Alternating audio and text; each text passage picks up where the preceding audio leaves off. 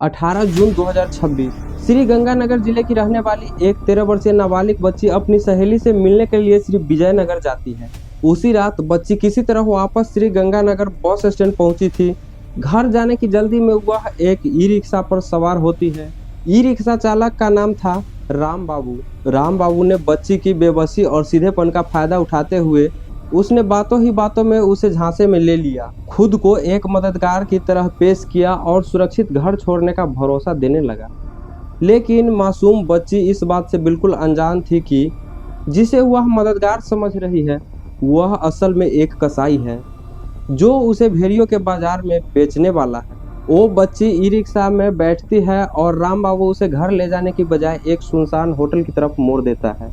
Hotel पहुंचने के बाद किसी काम का बहाना बनाकर वह होटल के अंदर चला जाता है और बच्ची से ई रिक्शा में इंतजार करने के लिए कहता है। वो मासूम बच्ची इंतजार करती रही। रिक्शा वाले भैया बस आ रहे होंगे होटल के अंदर से, लेकिन उसे पता नहीं था कि अंदर उसकी कीमत लग रही थी। राम बाबू ने उस मासूम बच्ची को कुछ रुपयों के खातिर एक होटल मालिक के हवाले कर दिया। यहाँ से शुरू हुआ मानव तस्करी और गैंग रेप का असंगठित काला कारोबार जिसकी कल्पना भी नहीं की जा सकती। ये बताते हुए मेरे भी रोंगटे खड़े हो रहे हैं, क्योंकि 1, 2, 3 नहीं बल्कि 32 दरिंदों ने मिलकर 13 साल के मासूम बच्ची के साथ दुष्कर्म किया अगले 5 दिनों तक। जरा सोचिए, उन 5 दिनों में उस 13 साल की बच्ची ने कितनी बार उस दरिंदों से मदद की गुहार लगाई होगी, कितनी बार आंखों में आंसू लिए सिर्फ एक ही बात दोहराई होगी, मुझे मेरे घर जाने दो। लेकिन हर बार उसकी आवाज़ उन दीवारों के भीतर ही दम तोड़ती रही, क्योंकि अब जो सामने आने वाला है वह सिर्फ हैरान नहीं करेगा बल्कि भीतर तक झकझोर देगा आपको। क्योंकि यह सब किसी सुनसान जंगल या वीराना जगह पर नहीं हो रहा था, यह शहर के बीचों बीच हो रहा था, उन होटल के कमरों में जहां रिसेप्शन था, रजिस्टर था, स्टाफ था, सीसीटीवी कैमरे थे, सब कुछ मौजूद था। बस इंसान नहीं थे। इंसान के भेष में भेड़िए थे जिन्हें उस मासूम की चीख सुनाई न दी, न उसके आंखों में आंसू दिखाई दिए। इसके बाद वो अपनी दरिंदगी छुपाने के लिए उस 13 साल की मासूम बच्ची को एक होटल से दूसरे होटल में शिफ्ट करता रहा।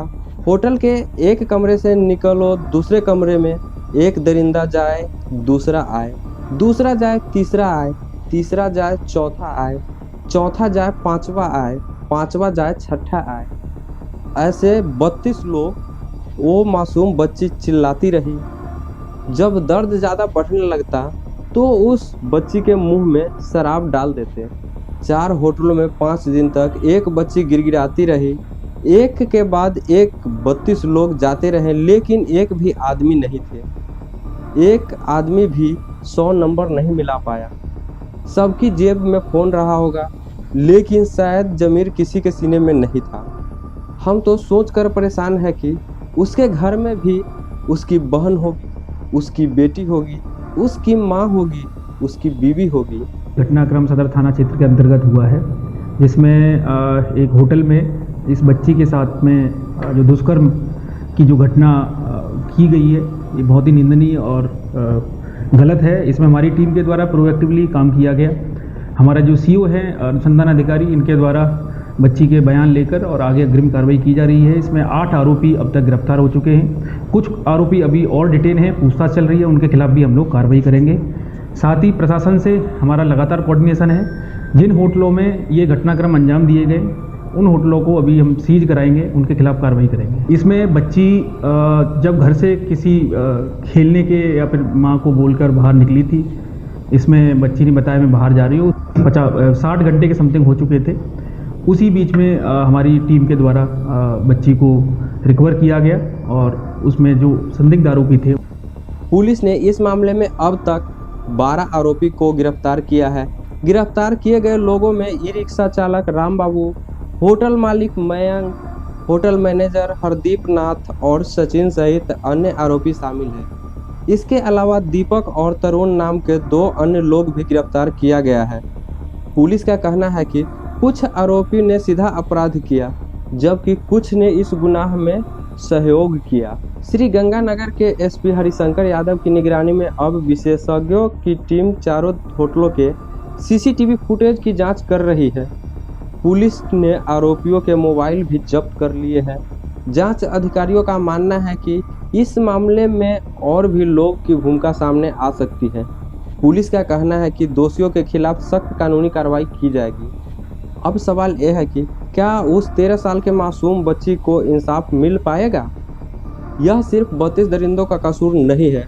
अगर जिम्मेदारी की बात करें तो यह पूरे सिस्टम का कसूर है। वो पुलिस जो होटल की चेकिंग के नाम पर रजिस्टर पर दस्तखत करके चली जाती है, वो समाज, हम और आप जो हर मंच से बेटी बचाओ की बात करते हैं, लेकिन जब सच में कोई बेटी चीखती है तो हम अपने कान बंद कर लेते हैं। और शायद हमने आज भी अपने कान बंद कर रखे हैं। तभी तो किसी को उसकी चीख सुनाई नहीं देती। तभी तो किसी शहर में कोई बड़ा विरोध प्रदर्शन दिखाई नहीं देता। आज भीड़ हर जगह है। जेसीबी से गड्ढा खोद दीजिए, 1000 लोग खड़े हो जाएंगे देखने के लिए। क्रिकेट मैच लगा दीजिए, लाखों लोग आ जाएंगे।